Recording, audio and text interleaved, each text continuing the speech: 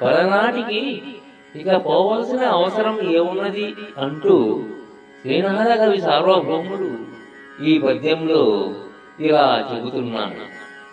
అంగడి ఊరలేదు, వరి అన్నము లేదు, శుచిత్వమేమి లేదు, అంగనలు ఇంపులేరు, ప్రియమైన వనంబులు లేవు, నీటికై భంగపడంగ పాల్పడు కృపాపరులెవ్వరు లేరు, దాతలెన్నంగను సున్నా కాన పలనాటికి మాటికి పోవనేటికి.